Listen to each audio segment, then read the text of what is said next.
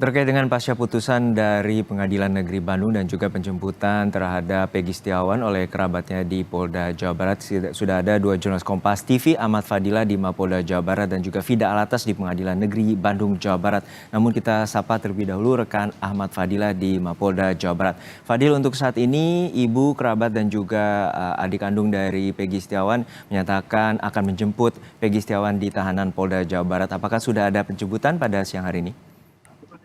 Ya, baik Juno dan saudara, Majelis Hakim Tunggal Eman Sunan telah memutuskan mengabulkan sidang gugatan pra peradilan yang diajukan oleh tim kuasa hukum Peggy Setiawan, di mana salah satu poin putusan tersebut adalah membebaskan Peggy Setiawan dari ruang tahanan Direktorat Tahti Polda Jabar, di mana tempat yang melaporkan saat ini di depan gedung Direktorat Tahti Jawa Barat belum ada tanda-tanda adanya penjemputan baik dari tim kuasa hukum Peggy Setiawan maupun dari ibu Peggy Setiawan. Bahkan dari pihak Polda Jabar pun khususnya di gedung Direktorat Tahti Polda Jabar ini belum ada persiapan khusus terkait dengan dibebaskannya Peggy Setiawan dalam kasus ini. Memang sejak ditetapkan atau dirilis pertama kali oleh Polda Jawa Barat, Peggy Setiawan mendekam di Direktorat Tahti Jawa Barat hampir sebulan lebih, sehingga hasil putusan dalam Majelis Hakim persidangan gugatan pra peradilan ini Peggy Setiawan dinyatakan bebas, artinya akan dijemput oleh tim kuasa hukum dan keluarga Peggy. Memang sampai saat ini belum ada tanda-tanda kedatangan dari kuasa hukum maupun dari pihak keluarga Peggy Setiawan. Juno dan saudara, memang pasca putusan sidang gugatan pra peradilan ini, Polda Jawa Barat melalui Kabid Humas Polda Jawa Barat memang belum memberikan pernyataan resmi terkait hasil putusan sidang pra peradilan itu. Tetapi tadi seusai persidangan, Kabid Hum Polda Jawa Barat Kombes Nur Hadi Handayani menyatakan bahwa Polda Jawa Barat bakal patuh terhadap putusan hakim, di mana putusan tersebut akan membebaskan Peggy Setiawan dan langkah selanjutnya akan dikoordinasikan dengan penyidik Ditkrimum Polda Jawa Barat yang menangani kasus pembunuhan Eki dan Vina ini yang terjadi pada 2016 silam. Kembali ke Juno.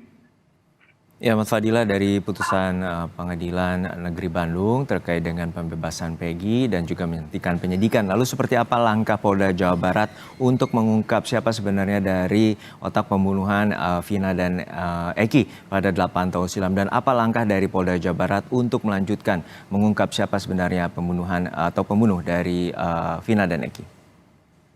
Ya, Juno, memang belum ada pernyataan resmi dari Polda Jawa Barat, tetapi kalau berdasarkan putusan Majelis Hakim, di mana pihak Polda Jawa Barat menghentikan seluruh penyidikan kasus Vina dan Eki ini yang menetapkan Peggy Setiawan dalam tersangka baru seusai Polda Jawa Barat merilis 3 DPO pada beberapa waktu yang lalu. Tetapi dengan adanya keputusan Hakim Majelis Hakim ini bahwa Peggy Setiawan dinyatakan bebas, sehingga harus dibebaskan terhitung hari ini, di mana sehingga penyidik Polda Jawa Barat melalui Ditkrimum Polda Jawa Barat harus melakukan penyidikan ulang atau menangkap atau mencari pelaku baru dalam kasus pembunuhan Vina dan Eki ini. Juno.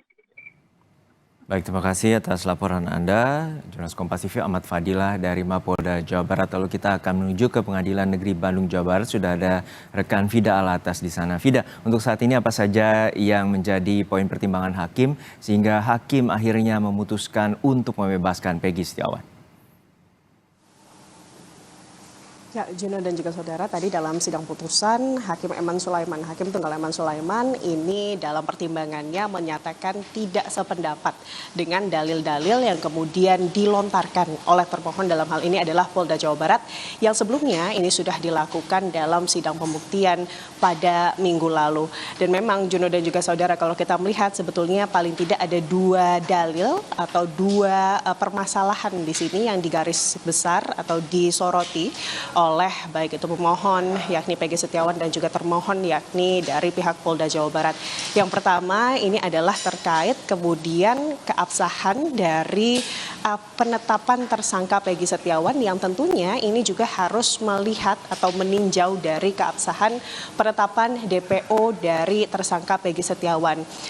Pertimbangan Majelis Hakim Juno dan juga saudara tadi yang disampaikan ini adalah terkait dalam pertimbangan tersebut Majelis Hakim membacakan dalil dari termohon yakni Polda Jawa Barat yang menyebut bahwa sebelum termohon ini menetapkan tersangka ini termohon ini sudah menerbitkan juga tersangka sebagai DPO di tahun 2016 dan termohon ini telah melakukan serangkaian penyelidikan terlebih dahulu dan mendatangi alamat rumah ibu pemohon di Cirebon tanggal 2 September 2016. Kemudian penyidik ini juga menyatakan bahwa saat itu Peggy Setiawan tidak berada di lokasi atau di rumah ibu Peggy Setiawan dan akhirnya penyidik ini melakukan pencarian atas nama Peggy Peron yang pencarian tersebut ini dituliskan atau diterbitkan dalam bentuk pencarian orang atau DPO begitu ya Jono dan juga saudara yang terbit pada September tahun 2016 sehingga menurut atau dalil dari termohon ini menyatakan atau berpendapat bahwa tidak ada alasan jika kemudian penetapan tersangka Peggy Setiawan atau penetapan DPO Peggy Setiawan ini tidak dilakukan pemanggilan terlebih dahulu. Ini tentunya menurut dari termohon sesuai dengan peraturan Kapolri tentang manajemen penyidikan dan juga tentang penyidikan tindak pidana, di mana kemudian tersangka ini sebelumnya telah kemudian dipanggil terlebih dahulu oleh penyidik dari Polda Jawa Barat. Dan kemudian Majelis Hakim Eman Sulaiman tadi kemudian tidak sependapat dengan dalil termohon yakni Polda Jawa Barat yang menyebut bahwa dari termohon ini tidak adanya bukti surat panggilan yang dilayangkan surat kepada pemohon, hanya kemudian termohon ini pada 2016 silam mendatangi rumah pemohon tanpa membawa surat pemanggilan dan atau tanpa diberikan surat pemanggilan yang dilayangkan secara resmi kepada pemohon. Untuk itu dalam pertimbangannya Hakim Tunggal Eman Sulaiman ini tidak sependapat dengan dalil termohon di mana tidak perlu adanya panggilan pemohon karena hakim berpendapat bahwa dalam penetapan DPO ini terlebih dahulu harus adanya surat pemanggilan kepada pemohon begitu ya atau yang bersangkutan untuk kemudian yang bersangkutan ini atau calon tersangka ini melakukan pembelaan diri sebagaimana yang telah diatur dalam peraturan nomor 14 tahun 2019 di peraturan Kapolri. Lalu juga Juno dan juga saudara yang menjadi pertimbangan juga dari Majelis Hakim yang menyebutkan kemudian Majelis Hakim atau Hakim Tunggal Eman Sulaiman ini tidak sependapat dengan dalil termohon yakni Polda Jawa Barat. Ini terkait bukti permulaan yang disebutkan merupakan bukti yang cukup dan juga bukti permulaan yang cukup di mana Polda Jawa Barat berpendapat bahwa sesuai peraturan bukti yang cukup dan juga bukti permulaan yang cukup ini adalah minimal 2 alat bukti. Di sini hakim tidak sependapat di mana kemudian berdasarkan peraturan Mahkamah Konstitusi bukti permulaan dan juga bukti yang cukup ini juga harus disertai dengan pemanggilan calon tersangka. Dalam hal ini adalah Peggy Setiawan sementara berdasarkan bukti-bukti yang kemudian sudah didapatkan oleh Majelis Hakim melalui sidang pembuktian yang dilakukan pada minggu lalu. Diketahui bahwa memang hingga atau pada saat proses penyidikan oleh Polda Jawa Barat, pihak Polda Jawa Barat ini tidak pernah melayangkan kemudian surat resmi terkait pemanggilan Peggy Setiawan sebagai calon tersangka. Dan tentunya dari putusan Majelis Hakim tersebut, itu artinya Peggy Setiawan ketetapannya sebagai tersangka ini dihapuskan dan Peggy Setiawan ini dibebaskan tadi usai kemudian putusan yang diberikan oleh Hakim Tunggal Eman Sulaiman.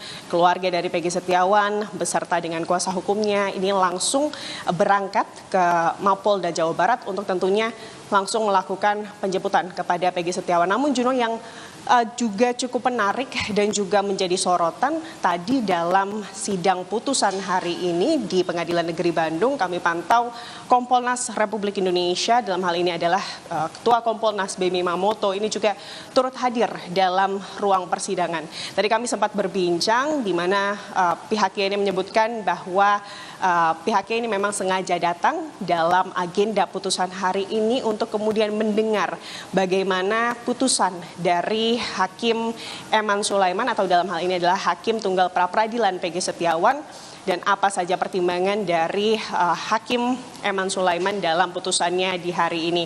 Dan tentunya tadi tanggapannya setelah kemudian dinyatakan bahwa penetapan Peggy Setiawan sebagai tersangka ini tidak sah secara hukum, pihak dari Kompolnas menyebut bahwa nantinya Kompolnas ini akan kemudian memberikan evaluasi kepada Polda Jawa Barat, dan juga tentunya hasil dari putusan hakim hari ini juga nanti akan dijadikan sebagai evaluasi juga oleh Kompolnas.